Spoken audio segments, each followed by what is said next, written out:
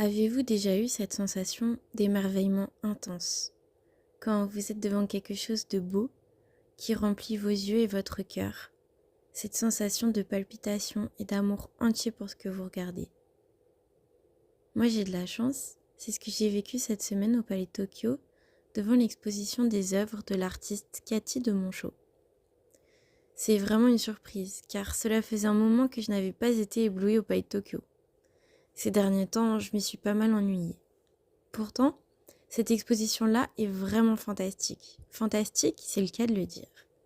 Cathy de Monchaux est une artiste née en 1960 à Londres et malgré ce nom en consonance de chez nous, elle est bien britannique.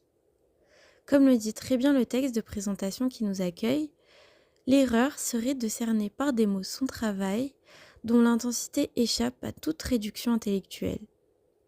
C'est vraiment ce que je ressens aussi. Pourtant, je vais essayer de vous décrire quand même ce qu'elle fait. C'est assez vertigineux quand on est devant certaines de ses œuvres sculptées.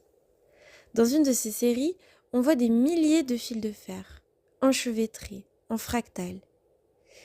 Il y a de la profondeur et tellement de détails qu'on ne sait plus quoi regarder. Les fils de fer se mélangent et deviennent des arbres et des femmes. Oui, les deux à la fois. Des femmes enceintes ou des créatures. Ou les deux.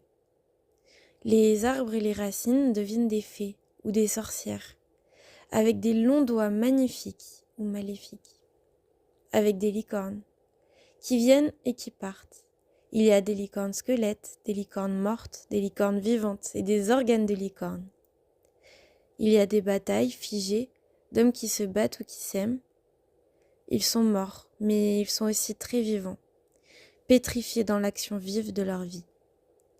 Il y a des escaliers qui montent vers des anges ailés et des femmes enceintes, des anges enceintes et des femmes ailées.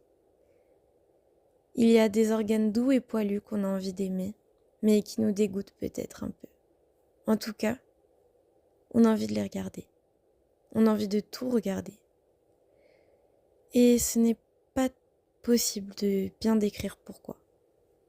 Pourquoi ? Parce que c'est de l'art. Merci Cathy de Monchaux.